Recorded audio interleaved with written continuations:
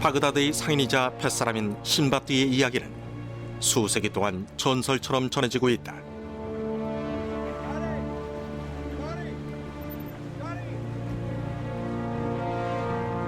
신바뚜와 선원들은 1000년도 더 된 먼 옛날 신비한 왕국들을 찾아갔다고 한다. 이 아랍의 탐험가들은 풍요로운 미지의 땅 동양에 가기 위해 바다를 10,000km 가까이 항해했다.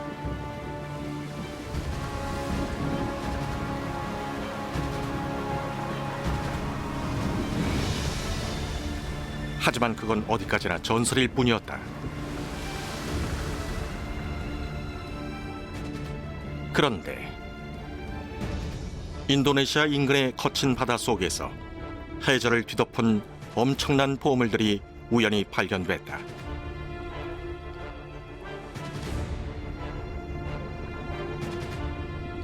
이것이 전 세계를 무대로 한 항해 문화의 오랜 역사를 밝혀주는 증거는 아닐까.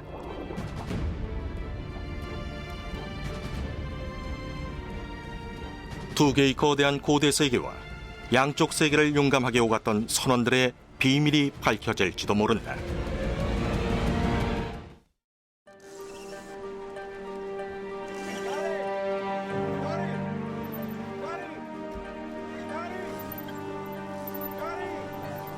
천백여 년 전 한 무리의 선원들이 모험적인 항해에 나섰다. 이들은 당나라에서 고국으로 돌아가는 길이었다.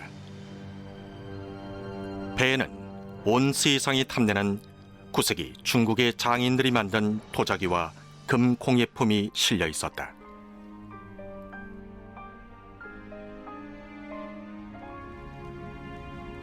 수세기 동안 중국은 실크로드를 통해 서양과 육상 무역을 했지만 당 왕조가 끝나갈 무렵 그 경로는 너무 위험해졌다.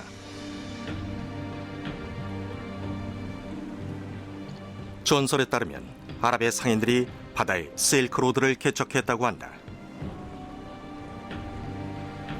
배에는 중국산 보물이 가득했다. 고국으로 돌아가면 이들은 어마어마한 부자가 될 터였다.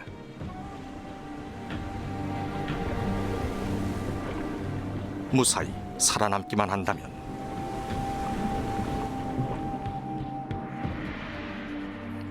중동에서 중국까지는 무사히 항해했지만 돌아가는 길에 치명적인 결정을 내렸다. 인도네시아 근해에 매우 위험한 암초 수역이 있는데 고대 선원들은 이곳을 배반의 만이라고 불렀다. 무슨 이유에서인지 선장은 이 경로를 택했고 도박은 실패했다. 그의 배와 보물은 영원히 수장되고 말았다.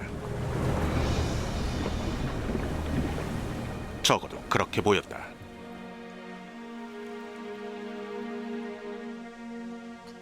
인도네시아의 벨리퉁 섬. 1100여 년이 흘렀다.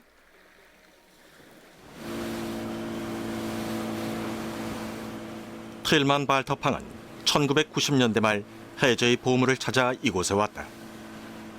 독일의 엔지니어인 발터팡은 고대 예술품에 대한 열정이 남달랐다.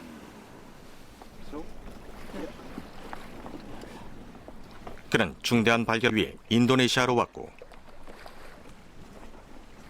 1998년 인생을 바꿔놓을 정보를 접했다.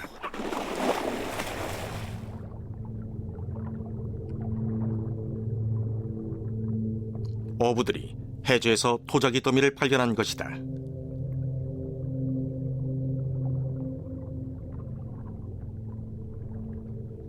모양으로 미루어 보아 서기 600년에서 900년 사이 당나라에서 만든 것들이었는데 그게 사실이라면 대단한 발견인 셈이었다.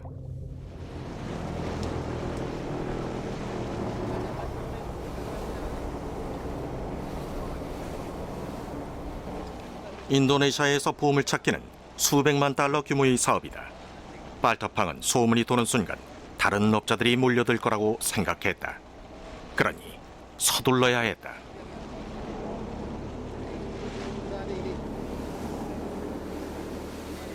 발터팡이 확보한 자리는 검은 바위라는 뜻의 바투히탐, 악명 높은 암초다.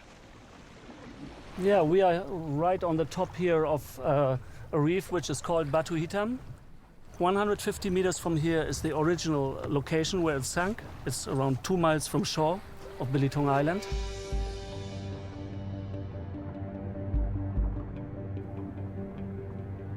발터팡은 처참수에서 17m 깊이까지 들어갔다. 산호더미 아래 난파선 같은 것이 보였다. The moment I saw the first pieces, I was really excited about having something right in front of me which was untouched for more than 1,000 years. It was a little bit like the feeling of opening an emperor's grave or opening a pyramid.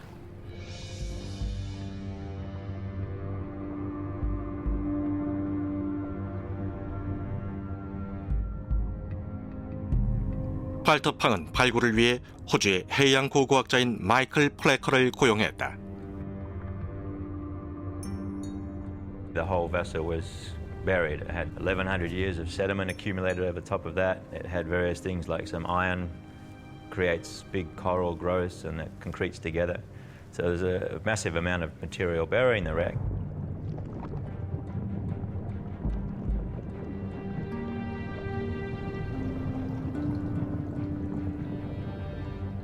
산호초 아래로 무수히 많은 항아리와 사발, 접시, 꽃병, 장신구 등이 쌓여 있었다.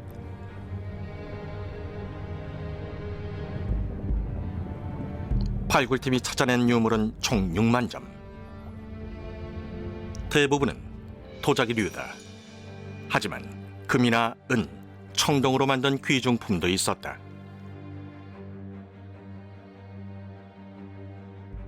It's about 22 metres you're looking at for the length of this vessel. Very beamy, probably 7-8 metres wide. But we've recovered this huge number of jars on this one very small ship. I still can't fully comprehend the volume of this cargo fitting on such a small vessel.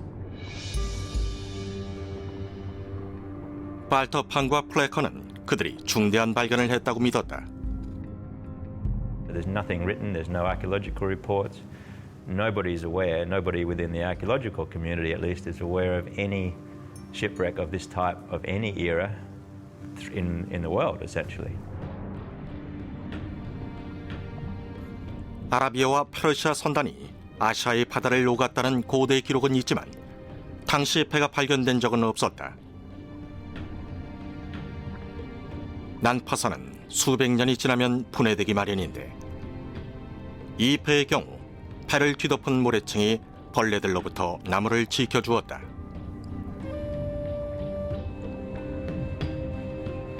난파선의 모든 요소는 해상 실크로드를 입증해줄 잠재적 증거다.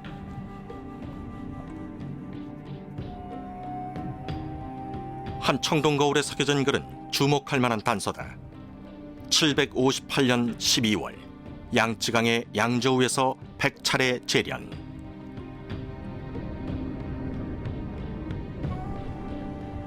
의심할 여지 없이 당나라의 보물이었지만 플래커는 배가 만들어진 시기를 밝히고자 했다. 분석 결과 나무 파편은 서기 700년에서 900년 사이의 것이었다. 그 시기에는 아라비아와 인도에서만 원양 항해용 배를 만들었다. 나무 파편은 배의 기원에 대한 중요한 단서다. We actually took off a sample of this and we sent it to various people for analysis, and it's come back that this is Afzelia africana species. 아프질리아 아프리카나는 고대 아랍에서 배를 만드는 데 썼던 목재다. 이 종은 세네갈에서 우간다에 이르는 지역에서 볼 수 있다. If it's a timber coming from Africa, it's far more likely that was just transported the short distance up to possibly Yemen or Oman, and the vessel was built there. 해저에 가라앉은 선체의 형태를 통해 배 모양도 짐작할 수 있었다. 선체의 형태로 보아 아랍 지역의 전통 목선인 다우선이 분명했다.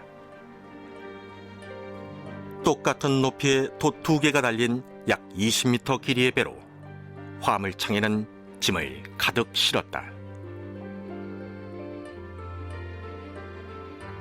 선원들은 갑판의 남은 공간에서 생활했다.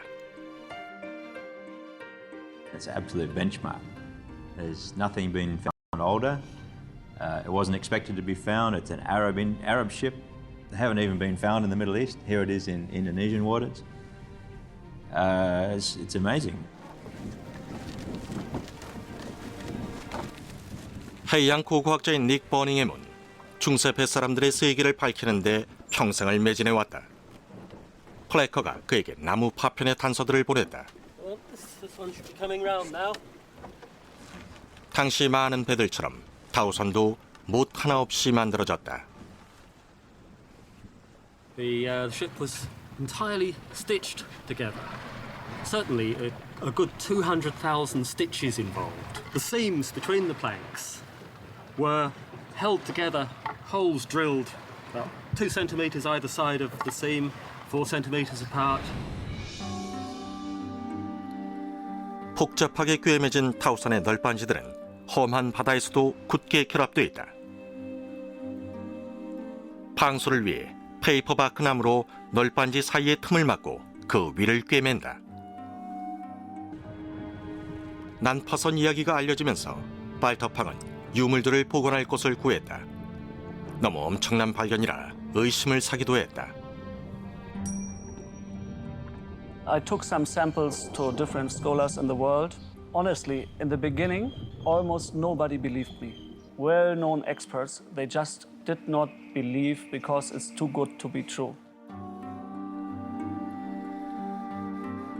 이 모든 유물이 한 배에서 나왔다는 믿기 힘든 사실 때문에 발터팡이 유물을 위조했다는 말까지 돌았다. 하지만 상업 미술계는 출고품을 구매하려고 혈안이었다. Famous art dealers came along and tried to do some cherry picking. The big auction houses showed real interest, and there was some pressure from also internally to go quickly for an auction and to sell it piece by piece. So I started slowly feeling the responsibility I had to keep this valuable piece of evidence together and preserved. 난파선의 궁극적인 가치는 유물들의 단순 가치를 뛰어넘는 것이었다. 유물들이 흩어지면 이 배의 사연을 영영 모를 수도 있었다.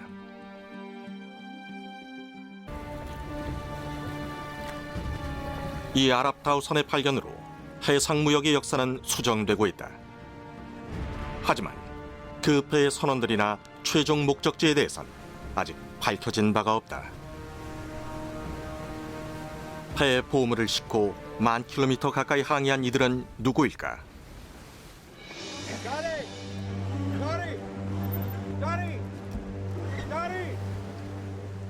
아라비안 나이트에는 희귀한 물건을 거래해 막대한 부를 축적한 신밧드와 선원들의 해상무역 이야기가 나온다.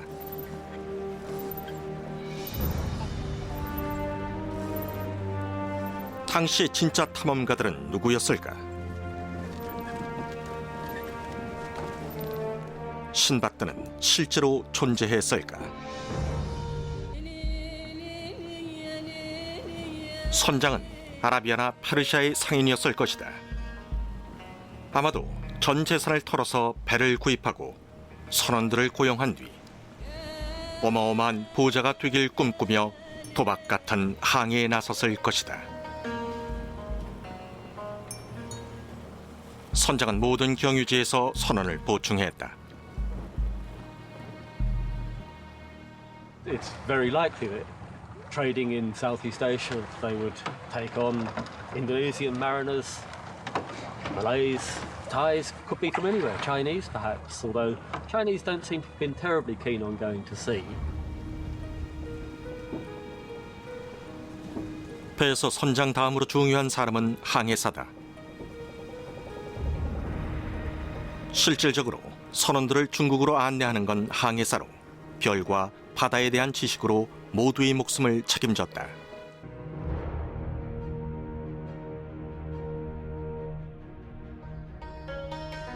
신바티의 이야기에 따르면 이 여정은 9월이나 10월 페르시아만에서 시작됐을 것이다. 다우선은 북동 계절풍을 타고 아라비아해를 통해 남인도로 향한다. 그 다음엔 인도네시아의 말라카 해협을 통과한다. 인도네시아의 암초와 남중국해의 폭풍에 맞서 살아남기만 한다면 마침내 중국 동쪽 해안에 도착하게 된다.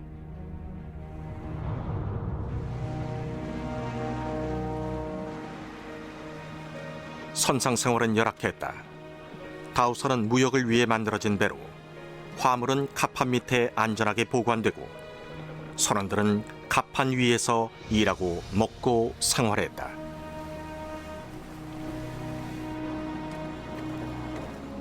나무 상자에 모래를 채워 만든 임시 화덕이다. 말린 물고기나 운이 좋으면 생선을 먹고 항해 도중에 산 쌀과 긴 여정을 위해 비축해둔 물을 먹었다.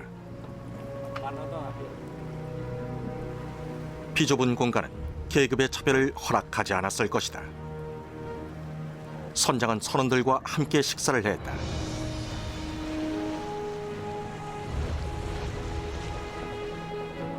선장의 유일한 특권은 야자나무 잎 오두막으로 이곳이 선장의 방이다.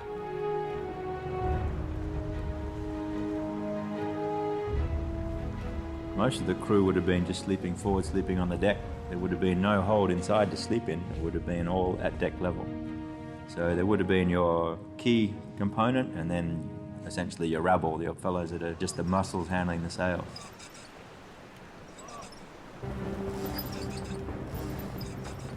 돛을 타르는 것도 중요한 임무였다. 손으로 꿰매 만든 돛은 강풍에 쉽게 찢어졌다. 폭풍에 돛대를 잃느니 돛을 내리는 게 나았다.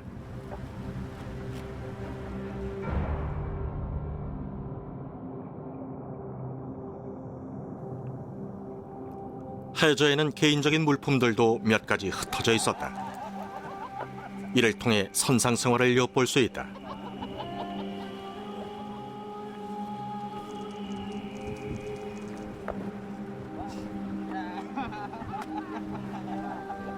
선원들은 작은 주사위를 가지고 도박을 하며 바다에서의 무료한 시간을 보냈을 것이다.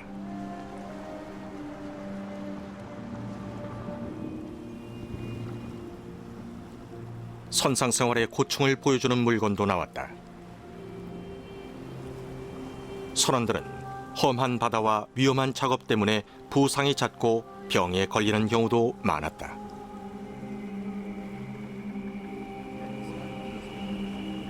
그럴 때 치료를 위해 송진을 태운 것으로 보인다.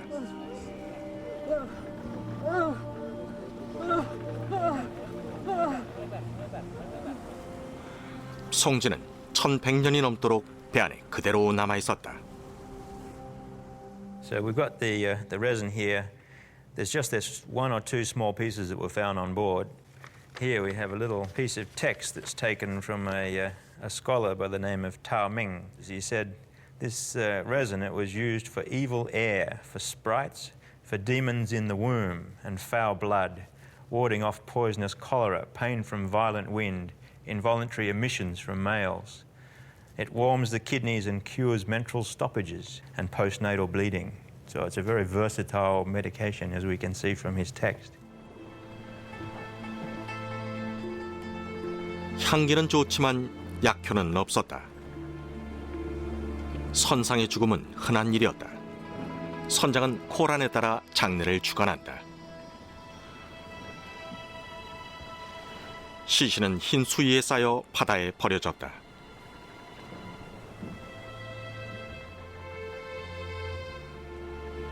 항해 도중 선원이 죽으면 선장은 외국의 항구에서 새로이 선원을 보충했다.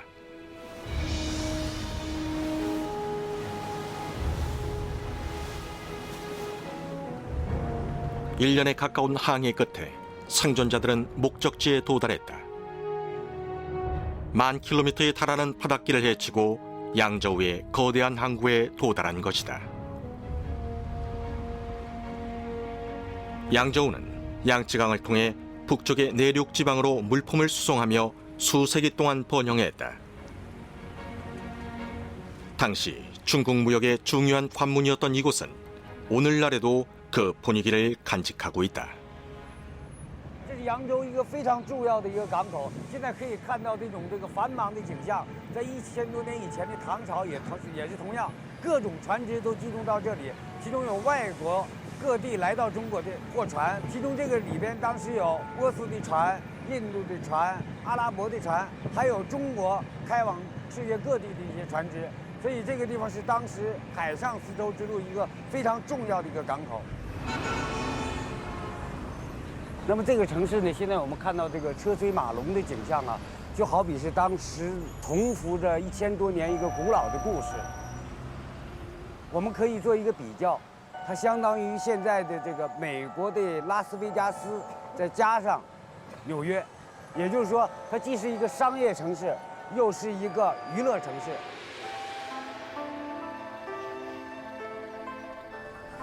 양저우에는 온 세상에 탐내는 물건들이 가득했다. 9세기 중국은 수출로 부유해지고 있었다. 하지만 당나라 관리들은 외국인을 불신하고 새로운 사상을 두려워했다. 외국인 선원들은 양저우 시내를 자유롭게 활보할 수 없었고 모든 거래는 중개자 역할을 하는 관리들을 통해야 했다. 선장 역시 격리되어 자유롭게 돌아다닐 수 없었다. The Chinese had a great distaste at this time for foreign customs, but the more foreigners who came to China to swear loyalty to the emperor, the more this reinforced the idea that the emperor was truly the son of heaven.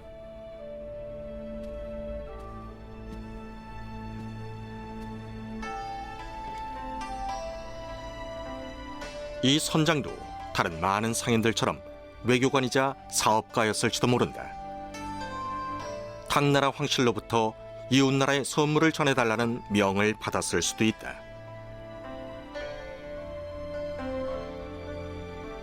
어쩌면 그 대가로 중국의 도자기나 금, 은, 향신료 등 희귀한 물품들을 주문할 수 있었을 것이다.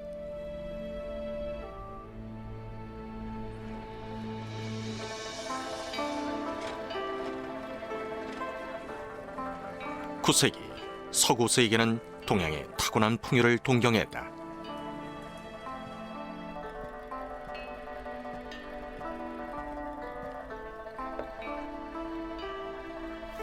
팔각과 같은 귀한 향신료는 자바나 수마트라 등 동남아시아의 무역 국가에서 탐내는 상품이었다.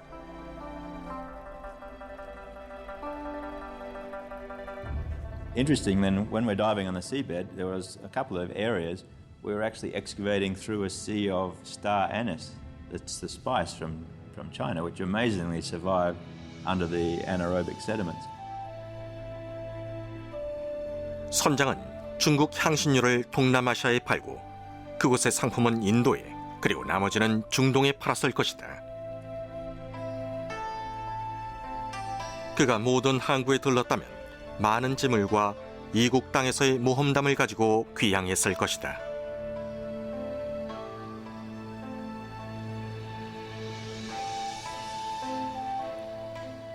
(10월) 떠날 시간이 됐다. 선장이 안전한 항해를 기원하는 동안 선원들은 볏짚에 싸거나 거대한 항아리에 넣은 물건들을 옮긴다.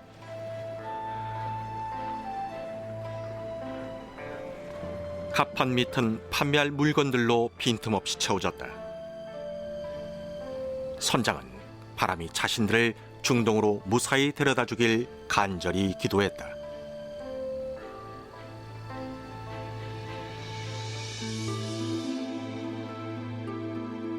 계절풍의 방향이 바뀌었다. 이제 바람은 북동쪽에서 불어와 다우선을 중국에서 인도네시아로 데려간다.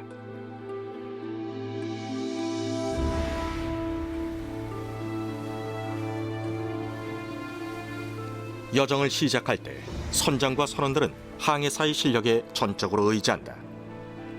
몇 가지 도구를 손에 쥔 항해사의 임무는 막중하다. 당시에는 자기 나침반이나 믿을 만한 도표가 없었다. 오직 눈에 띄는 지형과 별의 의지에 방향을 잡아야 했다. They took samples of mud even at various places. They would look at the mud, they would look at the kinds of birds and sea animals that they caught. They used many different sources of information. So navigation by just the stars is one of the major approaches that they used, but they had lots of other little tricks too.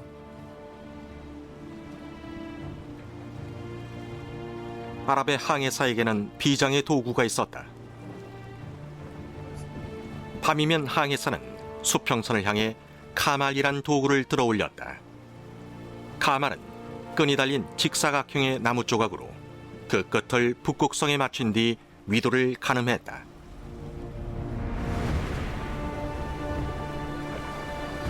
측정 결과가 정확할 수는 없었다. 험한 바다에서 수평선은 분명하지 않고 구름이 별을 가리는 경우도 많았다. 한 번의 실수로 배와 보물이 영원히 사라질 수도 있었다.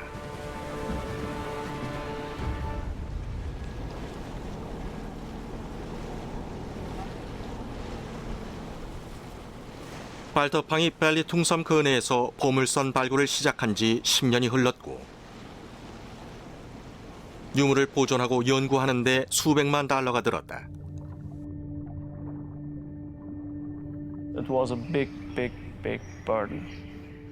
It was actually not expected that the conservation process and research process will take so long and will be at the end so expensive. 6만 점의 유물을 한꺼번에 구매할 구매자를 찾는 동안에도 모든 유물의 염분을 제거하고 닦아내야 했다. 1100년 동안 쌓인 산호가 조심스럽게 제거됐다. I understood he sold all his belongings to find the financial resources. And I often used to say, any other salvager would have just taken the best pieces, sold them off, and not worried about the whole collection of 60,000 pieces.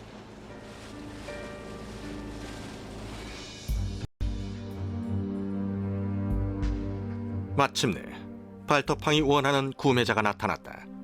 싱가포르 정부가 전체 컬렉션을 사기로 한 것이다. 구매 금액은 3,200만 달러.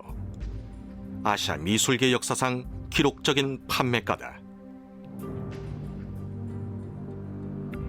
난파선의 보물들은 이제 하나의 컬렉션으로 연구될 것이며 다우선에 실려있던 보물로서 모든 사람들이 볼 수 있도록 전시될 것이다.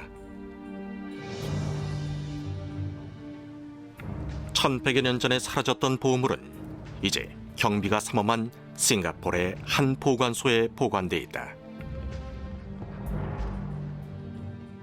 Well, if you look at these two rows, there are 1,600 of such ewers, and that represents only a very small fraction of the kind of wares that's found on board the Belitung wreck. In fact, there are 60,000 pieces of ceramics found on board the ship. And what you're seeing right now is 2 rows, but there are another 27 rows of such ceramics. It's highly unlikely that this was a normal trading voyage of the 9th century. This is probably a unique cargo.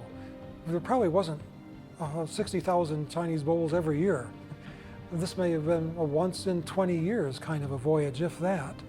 So this cargo is probably quite unique. There could not have been very many of these.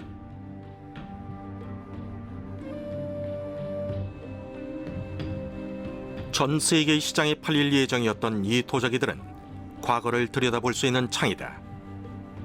항아리마다 똑같은 사발, 접시, 컵들이 채워져 있었는데 일부에는 서기 826년의 제조일자가 새겨져 있다. 대량 판매 무역에 대한 설득력 있는 증거다.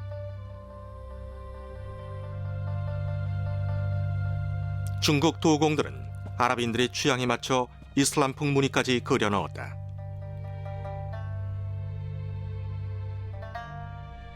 이란의 코발트 염료를 이용해 메소포타미아 문양을 그려 넣은 온전한 접시도 3개가 발견됐다. 역사학자들은 중국이 이런 접시를 14세기부터 만들었다고 생각해왔다.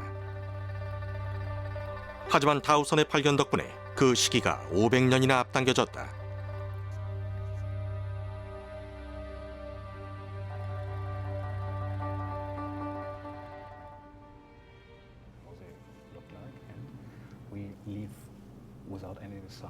유물들을 통해 풍부한 정보를 얻을 수도 있지만 1100년 동안 바닷물 속에서 훼손된 유물도 많다. 복원 전문가 안드레아스 레텔이 복원 작업을 지휘한다. 깨진 조각들을 이어보지만 부식되고 산호에 뒤덮여 도무지 알 수 없는 것들도 있다.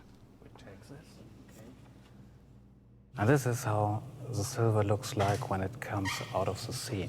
In the structure, it's totally corroded and it breaks very easy. So we have to handle that very carefully. 완전히 산호에 뒤덮여서 디자인을 알아볼 수 없는 경우도 허다하다.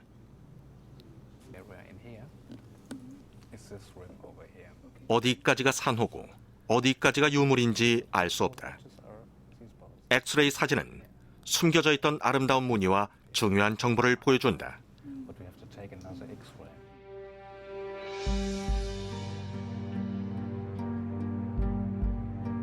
The X-ray help you very much. You see, if you take a look to this object, you don't know where the corrosion is more or less. You can't see it.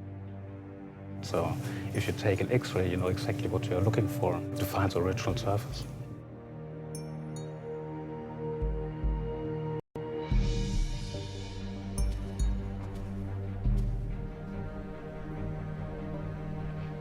벨리 퉁섬 앞바다에서 발견된 유물들은 최고급 품들로 보인다.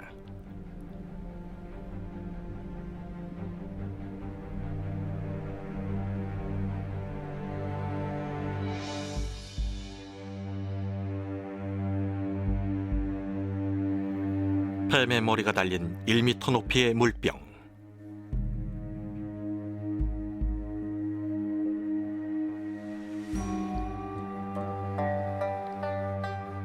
황금으로 만든 팔찌와 접시, 팔각형 컵, 사랑을 상징하는 듯한 새 한 쌍이 새겨진 은재 술병. 혹시 결혼 선물은 아니었을까? 컬렉션의 규모는 한마디로 어마어마하다.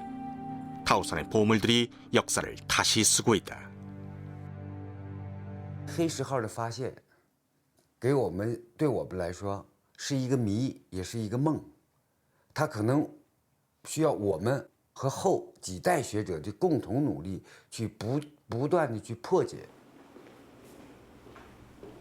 치동팡 교수가 가장 값진 유물들이 보관된 구역으로 향하고 있다.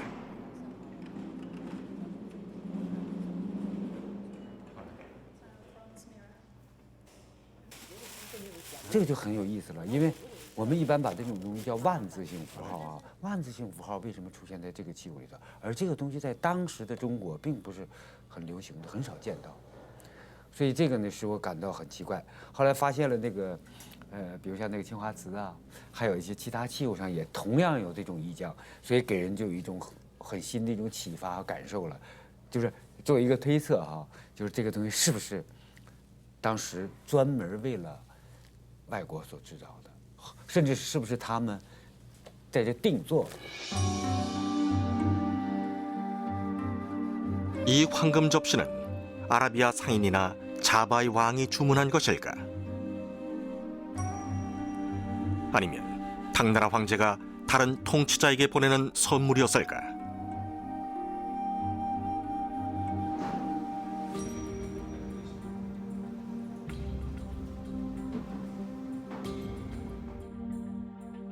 새로운 종류의 청동거울도 발견됐다. 지름이 21cm인 이 청동거울에는 호랑이, 거북, 일각수, 불사조가 새겨져 있다. 중국 신화에 등장하는 4가지 동물이다. 但这种很奇怪的、很精美的镜子，为什么出现在这个船上？而且，中国大陆经过几十年的考古发掘了几万座塔墓，博物馆还有很多传世品，从来没见过这样的。 당나라 황제는 뛰어난 관료들에게 생일 선물이나 충직함에 대한 상으로 거울을 하사했다. 为什么要给呢？实际它带有一种政治含义，就是做官呢要亲民。镜子本身不是亲民吗？还可以呢照到自我，就人要有自知之明。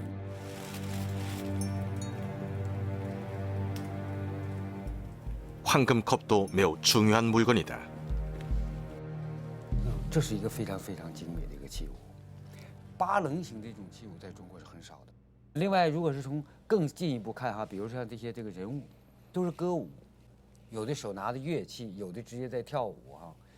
就它整个的这个跳舞的姿态和这个样式上看，应该是中亚地区的胡旋舞。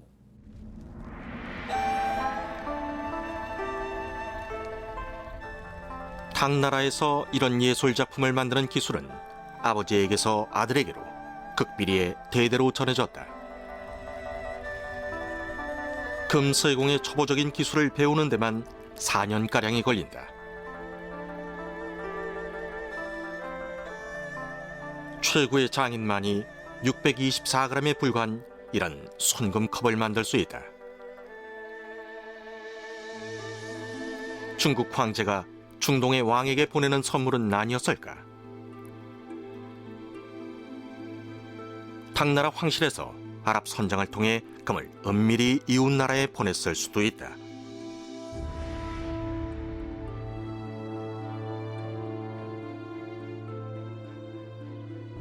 我想啊，这些器物像这些金器，这些贵重的，大概不会是普通船员，很有可能是这个船长啊，绝对不可能是一个普通的商人，因为这非常珍贵啊。 중국은 금이 유출되는 걸 제한했다. 그렇게 많은 보물이 한꺼번에 실린 이유는 큰 수수께끼다. 불법 무역은 아니었을까? 선장이 희귀한 중국의 보물을 과시하고 싶어하는 부유한 상인으로부터 밀수를 청탁받았을지도 모른다.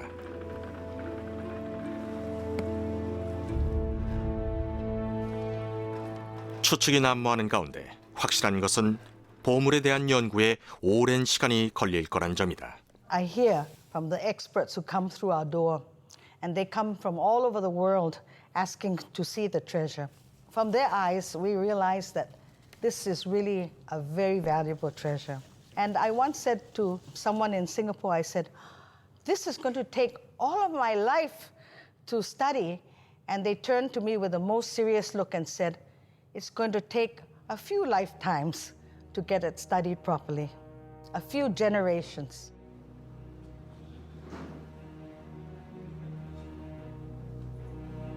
미술사학자들이 보물로 몰려드는 동안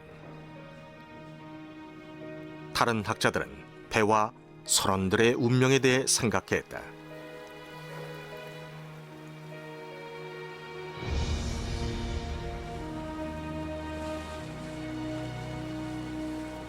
(10월) 중순 다우선은 중국을 떠나 중동으로 향하고 있었을 것이다. 그런데 갑자기 자바 섬 쪽으로 방향을 틀었다.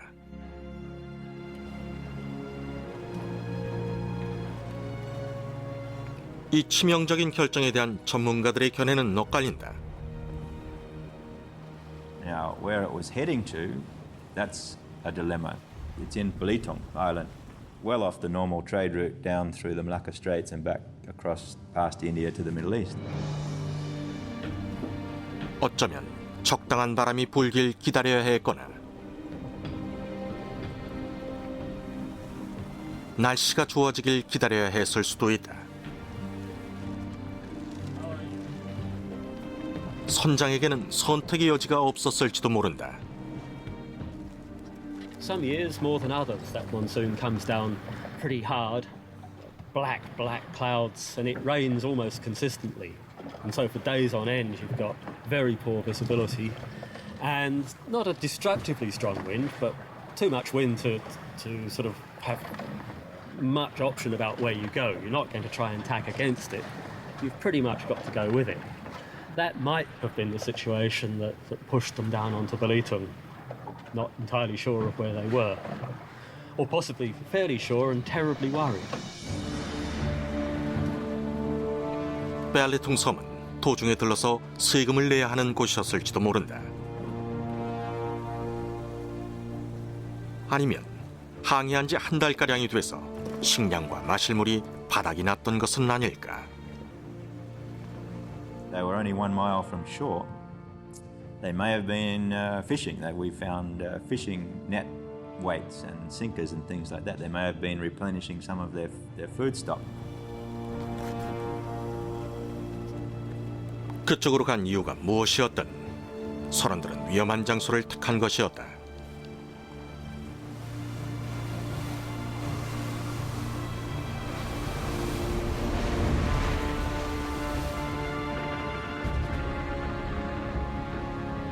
고향에서 수천 킬로미터 떨어진 낯선 바다, 그곳이 배반의 만이라는 것을 그들은 알았을까?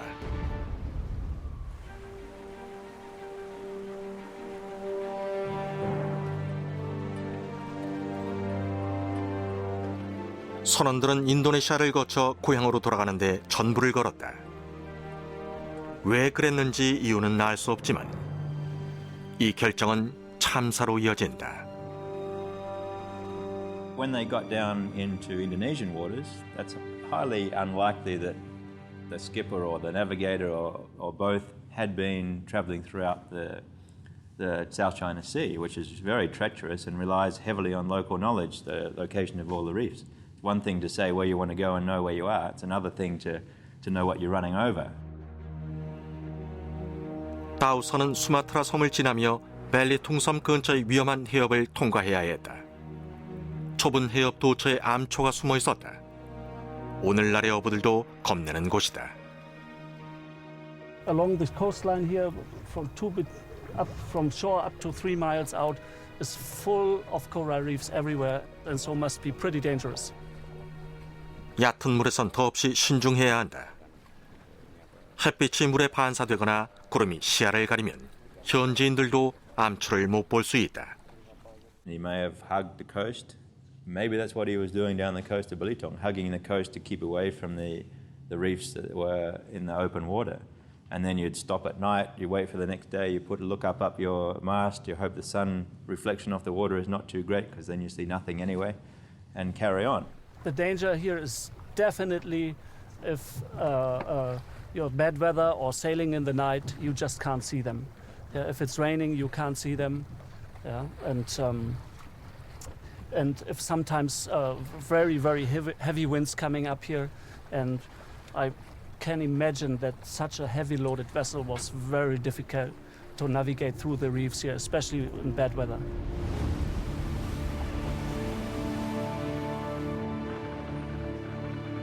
바람에 얕은 물로 떠내려가는 걸 피하려고 해안에서 3km쯤 떨어져 항해했을 것이다.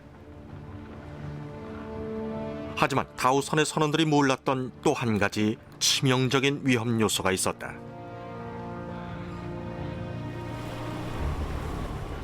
너무 갑작스럽고 맹렬해서 피할 새도 없는 폭풍우다.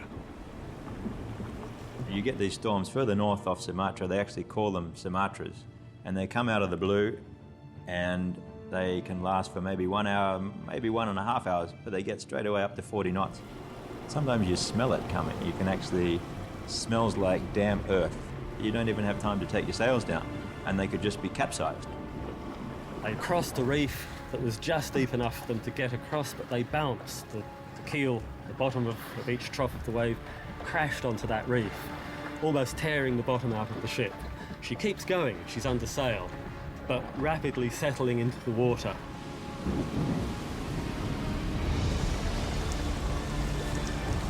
그런 경우라면 선원들이 대처할 틈이 있었을까? 바람이 다우선을 암초구역으로 밀어붙이자 선원들은 속도를 늦추기 위해 서둘러 돛을 내렸겠지만 이미 늦었을 것이다. 인도양과 아라비아해에서도 살아남은 선원들이 속수무책이었을까? 보물을 가득 실은 배는 배신의 만을 당해내지 못했던 것일까?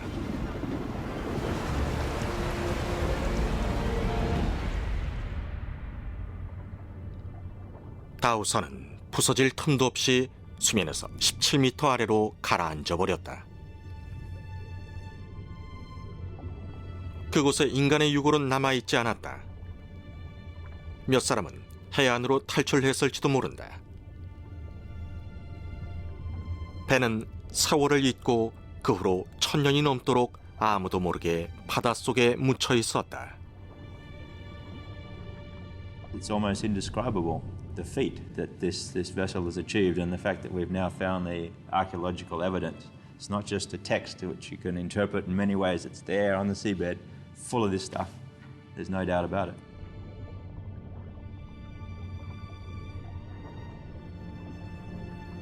这种海上丝绸之路给我们现在人提供了一种智慧和启发，就是人类社会只有是在不断的交流当中，才能够互相对话、互相理解，在互相学习，最后导致整个人类社会不断的进步和发展。